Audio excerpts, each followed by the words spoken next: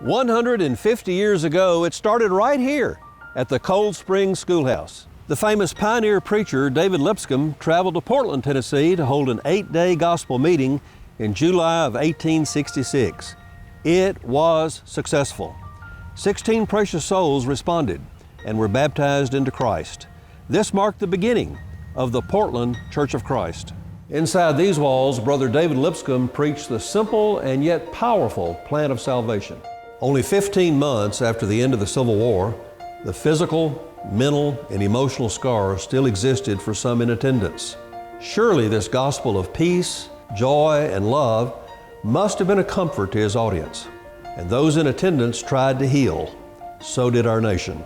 That same month, Tennessee became the first Confederate state to be readmitted to the Union. Under the leadership of men like J.O. Blaine, the church continued to grow over the next 30 years until finally the church outgrew the Cold Spring Schoolhouse.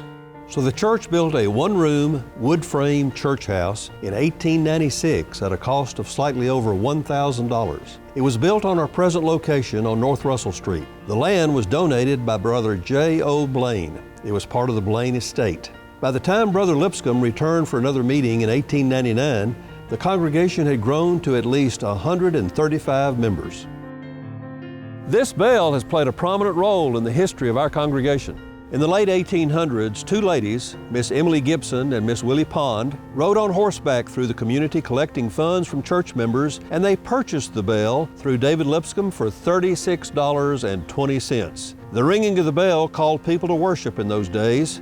It's now a symbol of our history and the centerpiece of our logo. The wood-frame church house served the congregation for 52 years until June of 1948. This is our church building today. The core of our present building was built in 1948 and 1949.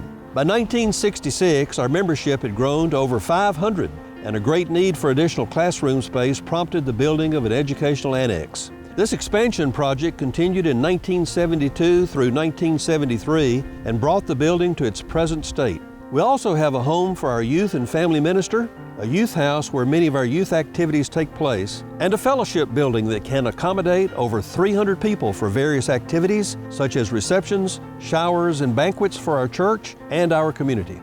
Many giants of our brotherhood have filled the pulpit here at the Portland Church of Christ as guest speakers.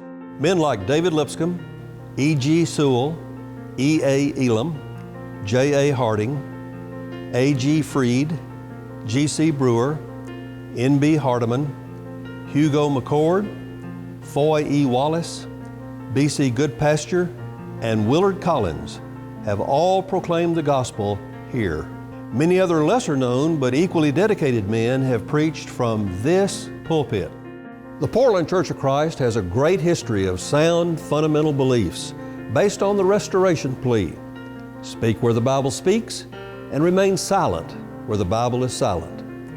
We are a mission-minded congregation, and we've sent workers to Mexico, Russia, and the Caribbean, as well as other mission points around the world. We currently support at least 20 local and foreign missionary works. We also provide food packs for more than 150 underprivileged school children in the Portland area. As we celebrate our 150th anniversary in July of 2016, we'd be honored to have you worship with us. We sing praises to God, read from the Holy Scriptures, petition God in prayer, commune around the Lord's table, give of our means to support the works of the church, and hear God's Word proclaimed. You're always welcome at the Portland Church of Christ.